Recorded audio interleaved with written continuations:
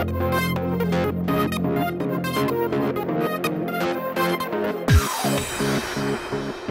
happy Friday, and welcome to Now, the fun show hosted by me, Curtis P. Now today we're kicking the entire show off talking about a very big topic coming out of Colorado, the fact that a bunch of pot was recently sold. How much pot? Well, close to $1 million worth of pot was sold on Wednesday. The reason for all of this pot being sold? Colorado recently legalized pot, and it went on sale on Wednesday. Many people waited outside in long lines to be among the very first to get legal marijuana in the state. 24 shops opened on Wednesday to actually sell the pot, most of which are located in Denver. According to officials in the area, the rollout of this entire thing kind of went quite well. A few people were found smoking pot in public locations, which is still illegal, but overall everything went pretty well. Everyone's pretty happy. Surprise, surprise, because most of them are high on pot. And just trust me on this one, people that are high on pot tend to just mellow out a lot. Mellow.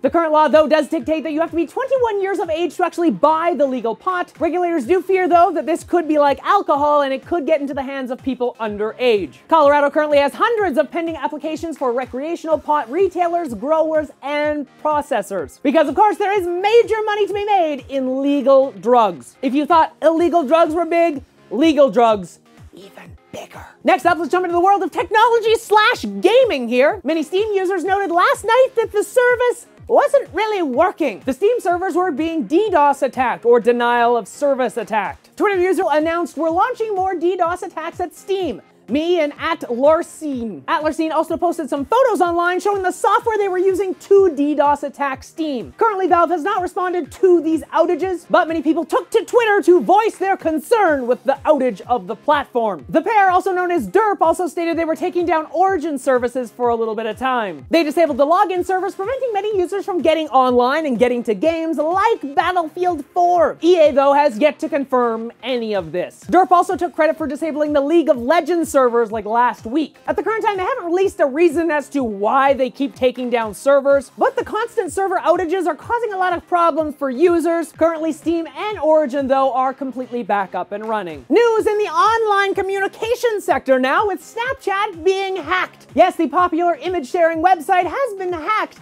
and 4.6 million users have been affected because of this. Hackers have published the usernames and phone numbers connected to those accounts online. The hackers hope to raise public awareness on how reckless many internet companies are with user information. The site showing off the data went live on New Year's Day, but has since been taken down. And after the data was leaked online, Snapchat worked to actually lock down security. But even after doing that, the hackers released this statement. Even now the exploit persists. It's still possible to scrape the data on a large scale. Their latest changes are still not too hard to circumvent. The big thing with all of this, it could actually affect the way people see Snapchat. Because if you've ever used Snapchat, it's supposed to be like this kind of super private photo sharing thing. Like you can only see a photo for like 10 seconds and then poof, it's gone. But with Snapchat being so insecure with all of its users and their phone numbers, it could raise some questions as to how secure those photos are that you're sending. Because we all know you're not sending G-rated images here. It is Snapchat after all. Into the world of quick news now, we're starting in the UK, where a porn filter is filtering out some other sites now. The UK porn filter is now filtering out file sharing websites. Torrent Freak, BitTorrent, and uTorrent are being blocked by the government filter. Also, Linux distribution portals are being blocked. According to Sky, one of the companies that implement this filter, the decision to extend the filter was based on user input. You know, not like the government wants to control the internet or anything in the UK. Look out, some more Google Glass information is on its way! Rochester Optical has announced prescription Google Glass lenses could debut within the next couple of weeks. They'll cost around $99 a pair, and they'll come in a variety of different designs. Google Glass is said to be available for public purchase sometime this year, though an exact date is not yet released. If you're a big fan of Bitcoin, how about Kanye? It's the brand new virtual currency designed by Kanye West. Yes, because Kanye West needs his own frickin' digital currency. According to him, it'll be very easy to use and will launch on January 11th. According to people close to Kanye West, they say it'll be the cryptocurrency for the masses. Because Bitcoin wasn't good enough, they have to have this other thing that's coined after Kanye West. The interesting thing with all of this, it's actually easy to create a new cryptocurrency because the Bitcoin algorithms and code is completely open source. This is why we recently seen the rise of the meme-based currency Dogecoin, which I currently own 1,000 Dogecoin. It's worth absolutely nothing, but it's awesome to say that I own a currency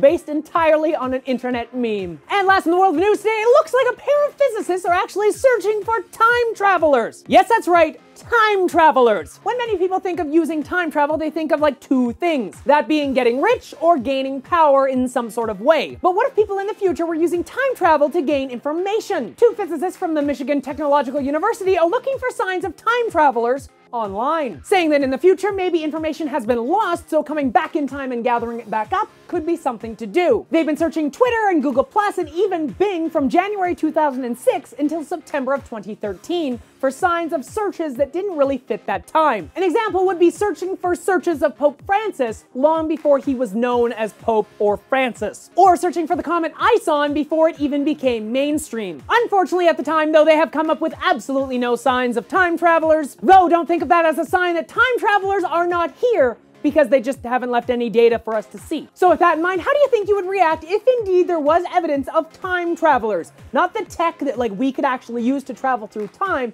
but proof that time travel was possible at some point in the future and someone came back here. How do you think that would affect yourself and everyone else around you? You can let me know in the comment section down below. You can also let me know on my Facebook page, Twitter account, or through Google+.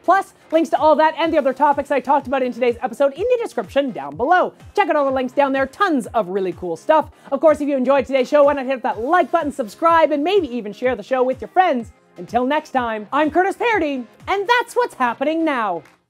And I may be a time traveler. It's a thing.